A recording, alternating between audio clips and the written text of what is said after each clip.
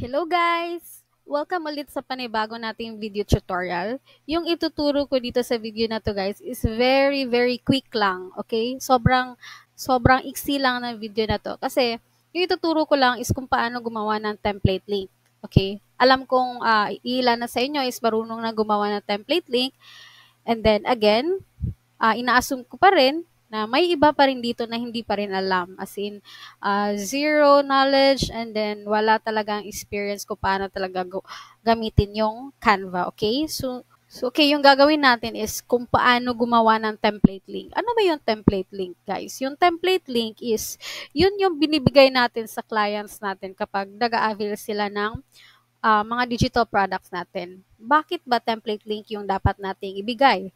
Okay, good question. Kasi, kung ibibigay mo mismo yung link, okay, yung link ng mismong, okay, let's say for example, open tayo dito ng uh, template, okay? Let's say, ito na lang.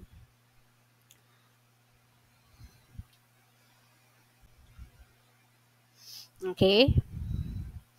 So, ayan.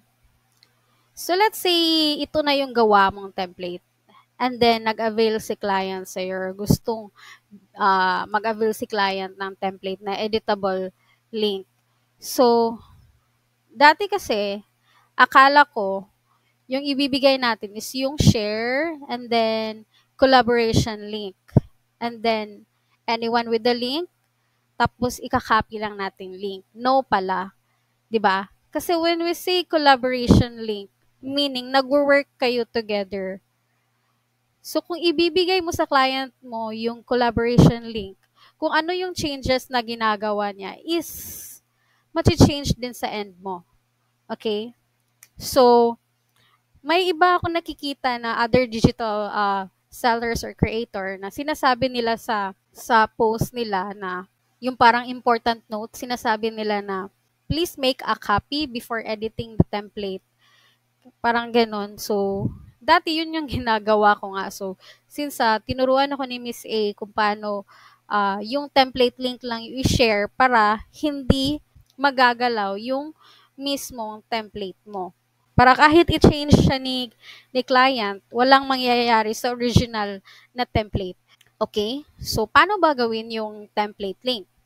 Una is, pupunta tayo dito sa part na to, and then may makikita tayong download, brand template, public view link, print with Canva, Instagram, schedule, template link, see all.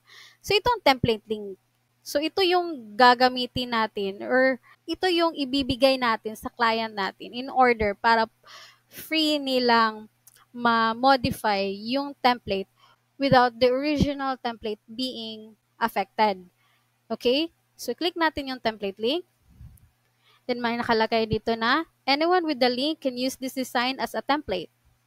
Sign in required, but you won't know who has made copies of the design. Okay? So, create template link. So, pagka-click mo ng create template link, automatic makakopy mo na siya. May nakalagay na dito na link copy to clipboard. And then, kung hindi ka pa rin sure na nakopy talaga, so you can copy again. Ito na yung magiging link, guys. Ito na yung i-share natin kay client. So, by sharing this link, safe yung original template, hindi siya magagalaw ni client. Okay? And then one thing, kapag meron ka namang changes sa template, hindi mo na need ibigay ulit kay client yung template or hindi mo na need mag-generate ulit ng template link. Kasi, yun nga, ikaw lang yung makaka-change kasi ikaw yung original na creator. So, kung meron kang changes sa template, is automatic, change din siya sa end the client. Ikaw lang yung may authority to edit or to make modification sa original template. Okay? So, kung gusto mo namang i-delete yung template, pwede naman. Pero, kung naka-make na ng copy si client, is meron na siyang copy ng sa kanya. Kahit i-delete mo yung template link mo is meron na siyang copy na ginawa. Okay? So, yun guys, yun yung isa sa pinaka-importante nating gagawin ha, na kapag nagbebenta tayo ng template or designs natin is yung ibibigay natin is yung template link. Okay? Wag yung collaboration link. Kasi for sure is masisira yung original. Okay? So, yun lang. And I hope meron kayong natutunan. And then, ganun pa rin. Aabangan ko kayo ulit sa susunod na video tutorial natin.